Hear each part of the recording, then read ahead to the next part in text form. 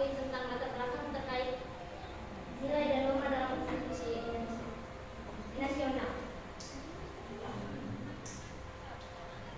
Undang-Undang Dasar Negara Republik Indonesia 1945 juga dikenal sebagai Konstitusi Indonesia. Indonesia merupakan kerangka hukum penting bagi negara ini. Ini mencakup berbagai nilai dan norma yang berfungsi sebagai pedoman bagi pemerintah dan warga negara Indonesia.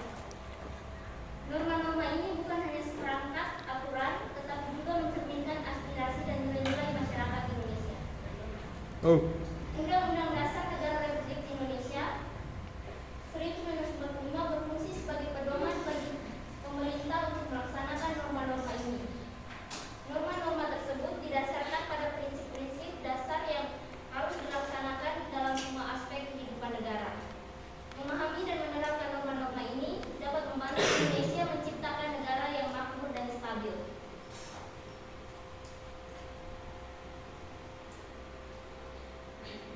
Yang pertama, pokok pembahasan yang pertama ini, Undang-Undang Dasar Negara Republik 1945, Republik Indonesia 1945 sebagai Konstitusi Negara Republik Indonesia.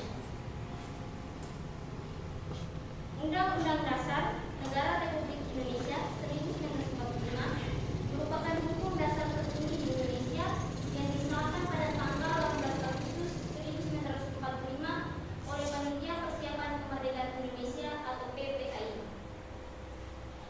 Proses pembentukannya dimulai dengan sidang Badan Penyelidikan Usaha Persiapan Kemerdekaan Indonesia atau BPUPKI pada 1 Juni 1945, di mana rumusan dasar negara Pancasila disepakati.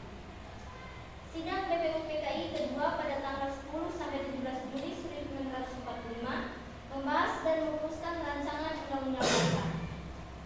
Setelah kemerdekaan Indonesia, PPKI mengesahkan Undang-Undang Dasar 1945 sebagai konstitusi negara. Undang-Undang Dasar Negara Republik Indonesia 1945 berisi aturan-aturan pokok yang mengatur penyelenggaraan negara seperti bentuk negara, sistem pemerintahan, hak dan kewajiban warga negara, serta lembaga negara. Undang-Undang Dasar Negara Republik 1945 sebagai konstitusi memiliki beberapa fungsi dalam penyelenggaraan negara dan kehidupan berbangsa Indonesia. Fungsi-fungsi tersebut antara lain: yang pertama, landasan hukum. Landasan hukum menjadi dasar bagi seluruh peraturan perundang-undangan di Indonesia. Yang kedua, pedoman penyelenggaraan negara. Pedoman penyelenggaraan negara ini memberikan pedoman bagi penyelenggaraan pemerintahan dan lembaga negara. Perubahan kedua pada sidang tahunan MPR 2000. Perubahan ketiga pada sidang tahunan MPR 2001. Perubahan keempat pada sidang tahunan MPR 2002. Perubahan Undang-Undang Dasar Negara Republik Indonesia 1945 dilakukan dengan cara adendum. Nilai dan norma dalam konstitusi Indonesia dilihat berdasarkan sumber historis, sosiologis, dan politis. Dari sumber historis, pengaruh sejarah perjuangan Undang-Undang Dasar 1945 lahir dari semangat perjuangan kemerdekaan dan cita-cita bangsa Indonesia untuk membangun negara yang merdeka, adil, dan sejahtera. Nilai-nilai seperti kedaulatan rakyat, persatuan, serta keadilan sosial tertuang dalam konstitusi sebagai refleksi dari pengalaman sejarah bangsa. Warisan nilai-nilai tradisional, Undang-Undang Dasar 45 juga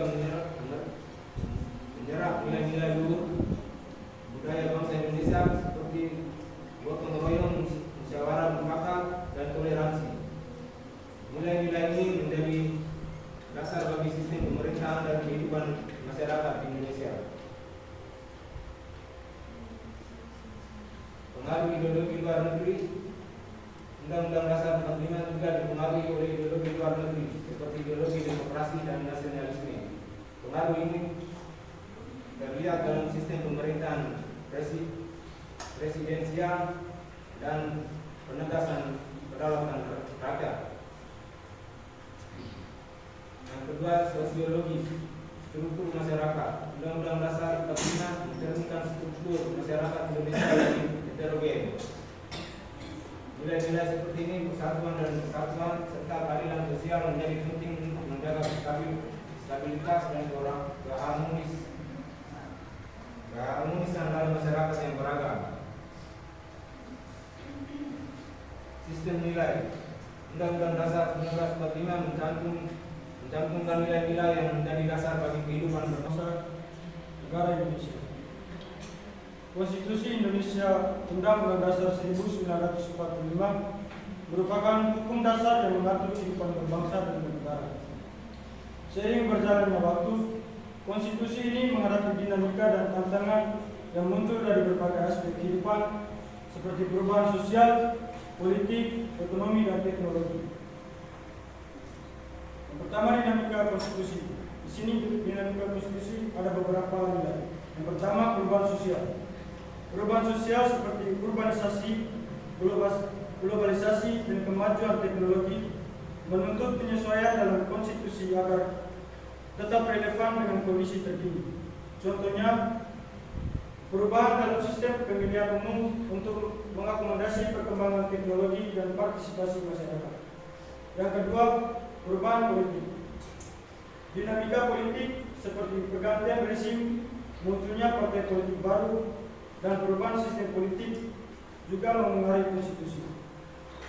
Contohnya, amandemen Undang-Undang Dasar 1945 yang dilakukan untuk memperkuat sistem demokrasi dan memberikan otonomi yang lebih luas kepada daerah. Kekuasaan dan kewenangan. Undang-Undang Dasar 1945 mengatur pembagian kekuasaan dan kewenangan antara lembaga negara seperti legislatif, eksekutif, dan yudikatif. Pembagian kekuasaan ini bertujuan untuk mencegah penyalahgunaan kekuasaan dan menjaga keseimbangan dalam sistem politik. Yang kedua, tantangan konstitusi. Konflik antara kebijakan pemerintah dan hak asasi manusia. Salah satu tantangan yang sering muncul adalah konflik antara kebijakan pemerintah dan hak asasi manusia. Contohnya, kebijakan pemerintah yang dianggap membatasi kebebasan berekspresi atau hak-hak kelompok minoritas. Sebagai hak dasar bagi setiap warga negara. Nilai ini menjamin kebebasan dan kesetaraan bagi semua warga negara tanpa diskriminasi berdasarkan ras, agama, jenis kelamin, atau status sosial. Yang keempat, menjaga persatuan dan kesatuan. Nilai persatuan dan kesatuan menjadi penting dalam masyarakat yang heterogen. Undang-Undang Dasar 1945 menekankan pentingnya menjaga persatuan dan kesatuan bangsa untuk menghindari konflik dan menciptakan kehidupan yang harmonis.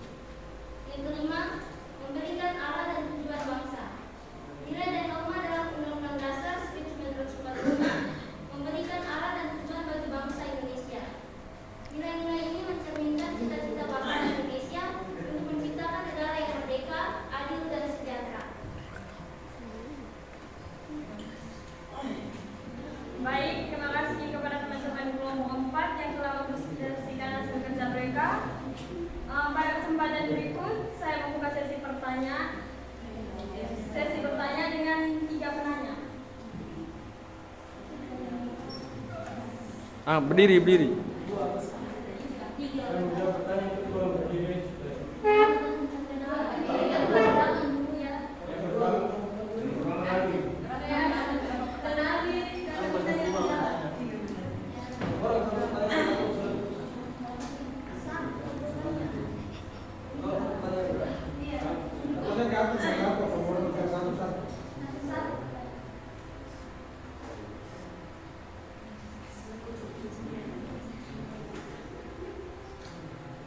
Baik, saya akan bertanya kepada kelompok 4. Pertanyaan saya tentang sistem pemerintahan di presidensial di Indonesia. Pertanyaannya adalah mengapa Indonesia menganut sistem pemerintahan presidensial dan apa saja kekurangan dan kelebihan dari sistem pemerintahan tersebut?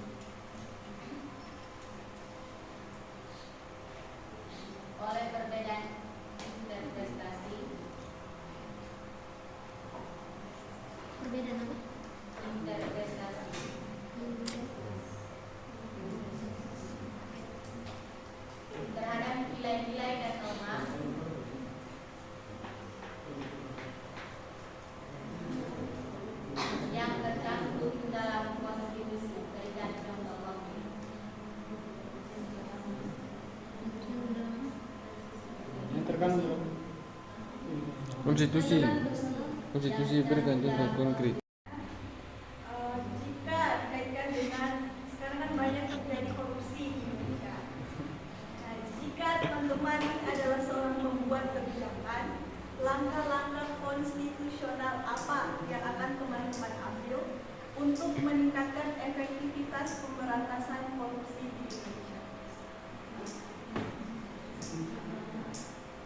Langkah-langkah konstitusional.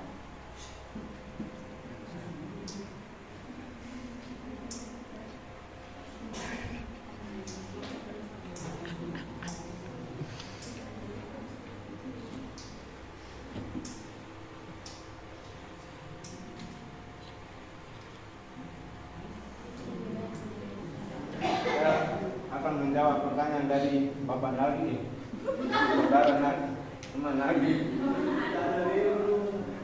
Mengapa Indonesia mengambil sistem pemerintahan presidensial dan apa saja kelebihan dan kekurangannya?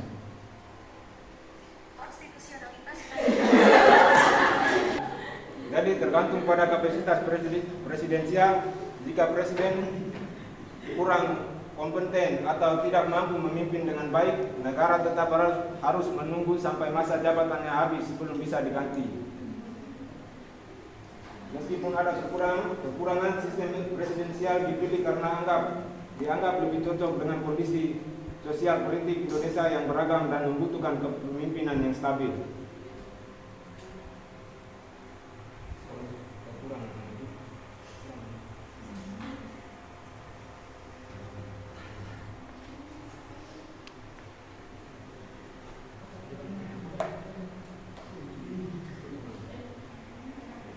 Dari segi kebutuhan politik, jika presiden dan parlemen berasal dari partai yang berbeda, kebijakan bisa terhambat karena tidak adanya kompromi yang efektif.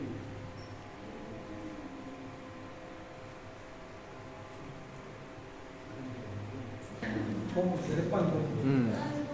Fokus. Bagaimana sekarang karena siasat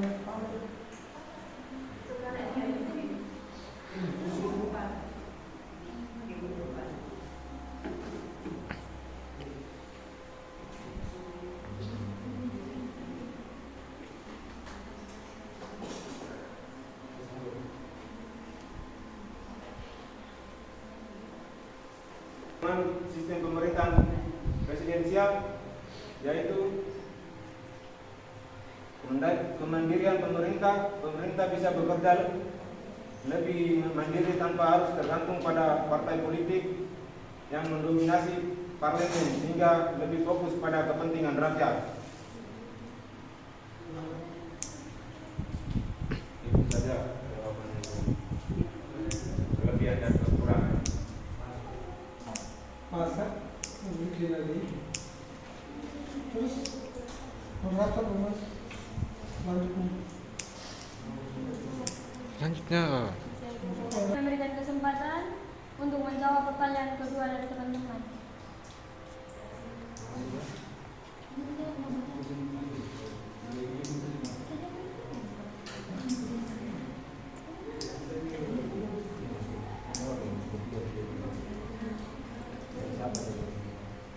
Dari Linda.